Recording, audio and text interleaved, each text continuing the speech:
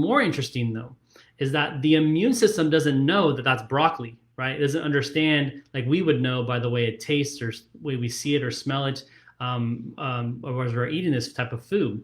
But what the immune system sees are what's called a protein structure. So imagine like the matrix and we're seeing some sort of code, right? So it's more of a coding situation that the immune system sees. So let's say the protein structure is a certain way. Now, what's very interesting is that these protein structures are often going to be similar to other types of foods, right? So a broccoli protein structure could look similar to a piece of fish, or maybe a strawberry or a peach, those sort of things. So if that happens, let's say that the immune system has now created an antibody to broccoli, that protein structure, and then what happens is you eat a strawberry, and now that same protein structure is recognized by your immune system. Guess what's going to happen? It's going to attack it. It's going to destroy it, creating more inflammation, more problems within the gut, creating more leaky gut problems, and just process continues to happen over and over and over and over again. And as you develop more and more of these sensitivities over time, the person eventually starts to experience symptoms. Now, again, it may not be directly related to the gut, but maybe the person starts developing more joint pain. Maybe they start getting brain fog, fatigue, right? Maybe they're starting to have sleeping issues, or they start developing some other health problem like autoimmune disease or other disease process as well because of a leaky gut problem. Guys, this problem is so common that I tell you about probably 7 out of 10 patients that we work with in our office have leaky gut. It is very, very common. Now, here is where it starts to get even crazier. So going back to the protein structure of broccoli and being similar to some other types of foods. Well, what's also interesting is that these protein structures can be very similar to the tissues in your body.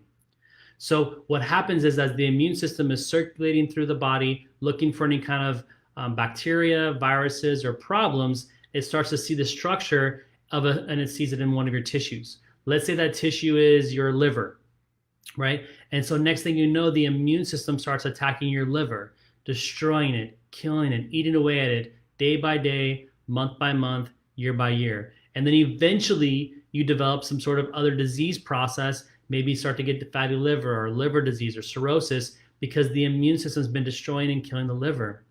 All because of this leaky gut problem. Can you start to see how this cascade of problems start to develop over many, many years? And so we have all these diseases and sicknesses that individuals are experiencing, and what are they doing? They're taking medication. They're trying to do things on their own, trying to figure this out, and when in reality, it's these underlying mechanisms like leaky gut as an example, and there's hundreds of other I could go through about problems that could be contributing to things like type 2 diabetes. So we truly have to understand what is going on with the individual. We can't just look at the symptoms. We can't just look at the disease process or the medications. We have to know exactly what is going on.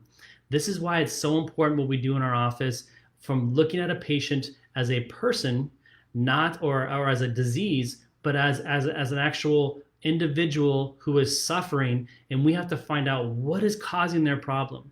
So the investigation process has to be very in-depth.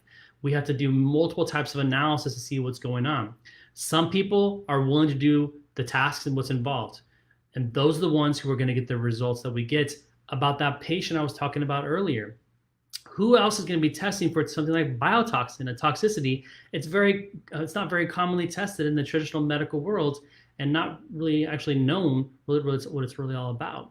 And that problem could be creating so many other issues besides cognitive decline, including diabetes, including leaky gut. And oftentimes I get the question, well, how was leaky gut created? Well, the weakening of the lining of the gut can happen from multiple reasons. Infection patterns like overgrowth of bacteria, viral infections, yeast, fungus, worms, right? Eating poor quality food, not having a good quality diet, eating foods with pesticides, taking pharmaceutical medications, taking things like aspirin or Tylenol, Advil, over-the-counter type medications, and doing this for decades. This has not happened in one incident. It happens over the years. So we may have been doing things when we were younger thinking, well, I'm invincible, no, not a problem. We start to get in our 30s, early 40s, and the next thing you know, our quality of health starts to decline. We're not functioning as well. we're gaining weight, we're tired all the time. Things are breaking down because the body's breaking down because we have not taken care of it. Just because it's breaking down does not mean you can't restore it. There's always a way to restore it by taking the right steps, by looking at the individual as an individual, testing thoroughly, and then customizing a specific protocol for them. And this is what we do in our practice every single day. I don't care what the condition is we're dealing with. We're talking about diabetes, but just because I may have 10 type 2 diabetics coming in for the office, they're all going to have their unique problems. They're all going to have their unique issues, underlying mechanisms. Maybe 7 of them have leaky gut. Maybe they have other problems as well. We have to know exactly what it is, hone in on it, address it, and then allow their body to heal. But very important for you to understand that your body has the ability to heal from the day it was born. You have this potential of healing process that we really take for granted. So if we give the body what it needs nutritionally, maybe it's certain supplementation, herbs, minerals, our nutraceuticals as we refer to that, certain type of exercise, making sure it's getting plenty of rest, getting the quality of food, the proper lifestyle, it will then have the ability to go back to healing on its own, create a homeostasis, and then you can start to reverse your diabetes, start to restore autoimmune diseases or other types of conditions and live a quality of life. You do not have to suffer for the rest of your life. This is what we do in our practice. If you have any questions or comments about this, please put some comments below. I will be responding directly to your comments. If you have any specific questions, if you're interested in coming to see us to be evaluated because you have diabetes, or maybe your mom or dad, brother, sister, significant other, someone in your life that you know who has diabetes that is suffering and you want to give them the help, please give them our information, our phone number. I'll post our website. I'll post our information, our phone number there. We're currently right now what we're doing, because we know people are suffering. We know they don't.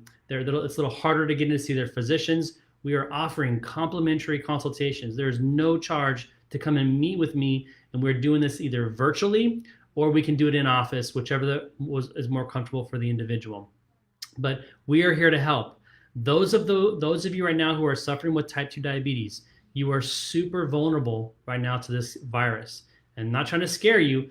You know what's going on. I was talking to a patient just yesterday. They literally have not left their house. Their children will not let them leave their house because they don't know if they're going to be getting this virus. The only thing that you can do is to protect yourself by doing whatever possible to reverse your diabetes and reduce your risks. You have the ability to do this. This is what we do every single day. We've got a very high success rate. We rarely ever see a patient fail because we address them as a person. We address them as an individual, not as their disease, which is a complete way of analyzing, looking at somebody. So if you're looking for help and you want to finally reverse your diabetes, like we've done with hundreds, almost thousands of patients now in my practice, we have the potential to help you. All right. So if this information was worth your while, please post a thumbs up. Thank you so much for this information. Share it. Please share it to all of your social media. Share it to your family. This needs to get out there. People need to understand that they are not vulnerable anymore. They have the power and the ability to take care of this. They're just not getting the right information. They need to start talking to someone who has been doing this for years and helping patients. We know we can help you and know they can get better again. So hopefully this information was worth your while. Have a great rest of your day. Take care.